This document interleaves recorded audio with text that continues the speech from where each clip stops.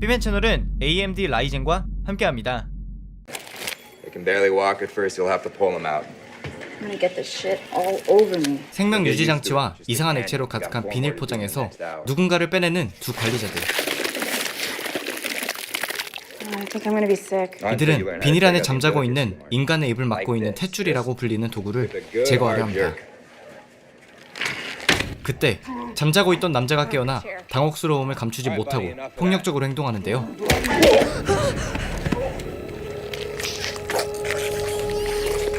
위협적으로 자신이 죽은 지 얼마가 됐는지 묻는 남자. How long have I been down? How fucking long? 250 years.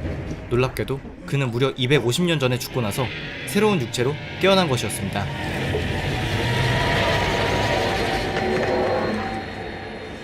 주인공 타케시 코바치가 깨어난 곳은 베이시티라는 곳에 위치해 있는 엘커트레즈 교도소였습니다.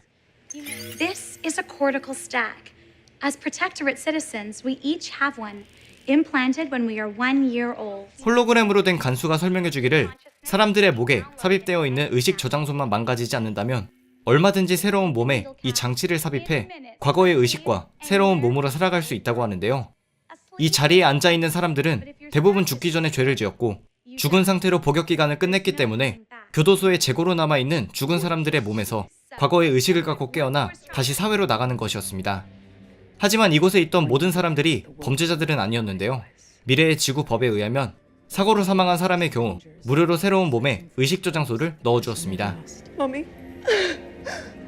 Cindy. Hey! What have you done to our daughter?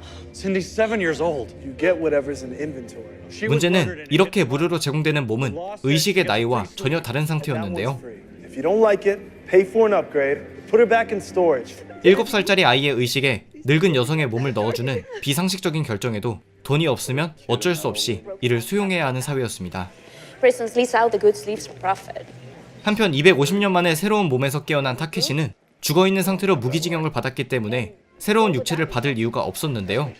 알고 보니 타케시를 살려준 것은 미래의 지구를 주름잡는 기업인 뱅크로프트의 회장 로런스 뱅크로프트였고 막대한 비용을 지불해 타케시를 가석방해준 것은 물론 과거 그가 뛰어난 전투 능력과 특수 능력을 갖고 있던 엔보이였다는 점을 고려해 전투에 적합한 큰 몸까지 제공해 주었습니다. 즉 타케시는 자신이 원치 않았던 환생은 물론 환생하자마자 권력자의 노예가 된 것이나 마찬가지였는데요. Property. What about my rights? You don't have any. Failure to comply with the terms of this parole will result in your immediate disleaving to serve out the rest of your term, which does not appear to have an end date. 한 경찰의 에스코트를 받으며 타케시가 도착한 곳은 뱅크로프트 가족이 거주하고 있는 하늘 위의 집, 선터치 하우스였습니다.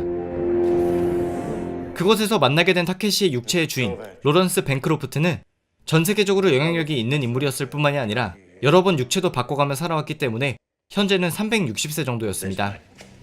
그는 타케시가 엠보이였다는 점에 경의를 표하며 호감이 가득하다는 점을 밝히는데요.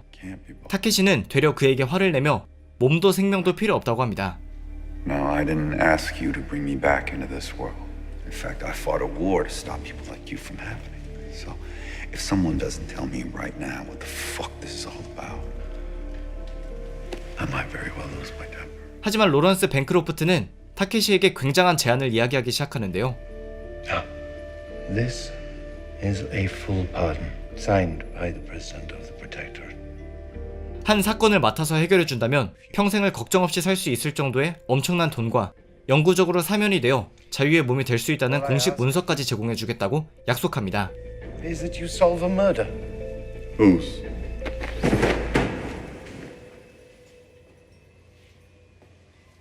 Mine. 놀랍게도 그 사건은 로런스 뱅크로프트 본인의 살인사건이었는데요. 이들이 서 있는 공간에서 일어났던 살인사건은 뱅크로프트가 다시 살아난 이후 조사해본 결과 자신의 금고 안에 있었던 무기로 살해된 것이었습니다. 문제는 그 금고에 접근할 수 있는 사람은 뱅크로프트 본인과 본인의 아내뿐이었는데요. For all I know, you did try to kill yourself. 타케시는 당연히 뱅크로프트가 자살을 했거나 아내가 죽인 것이 아니겠냐는 답변만 I am 내놓습니다. not the kind of man who would take his own life. And even if I were, why not have bungled it in such a fashion? I don't want your money. 어떠한 제안에도 그저 거절만 하던 타케시는 그의 제안을 수락하지 않기로 결정짓고 다시 감옥으로 돌아가기 직전의 하루를 마약과 여자들로 보내려 하는데요.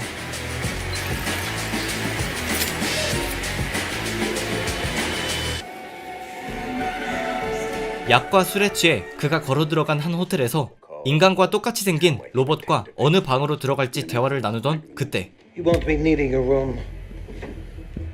So much for envoy intuition. 타케시가 엠보이라는 것을 알고 불량배 무리들이 찾아옵니다. 영문도 모르는 타케시에게 폭력을 행사하기 시작한 이들의 뒤로 호텔 지배인인 로봇은 타케시에게 결제만 된다면 투숙객의 특권을 누릴 수 있다는 소리를 하기 시작하는데요. Touch the screen within 50 seconds. You shut up. 이 특권이 자신을 보호해주는 것임을 알게 된 타케시는 조금씩 카운터로 다가가 결제 버튼을 누릅니다. People like you are so stupid. I can now provide full guest amenities.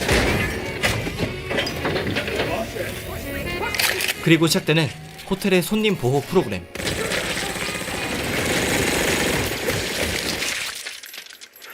몇 대 맞은 것 이외에는 무사히 살아남은 타케시는 호텔방으로 들어오게 되는데요. 250 years. 새로운 육체에 적응하는 과정에서 과거의 기억과 환영이 보이기 시작하던 타케시는 250년도 더 전에 죽은 자신의 동료의 환영이 나타나 타케시에게 죽지 말고 살아남아 주어진 임무를 완수하라고 조언합니다. And do what you were born to do. What I trained you to do. Make things change. 왠지 모르게 지구를 이끄는 지도층들에 대한 반발심을 갖고 있는 타케시는 결국 뱅크로프트의 제안을 받아들여 그의 살인사건을 해결하고 자유의 몸이 되려 하는데요. Very late. I'll take the case.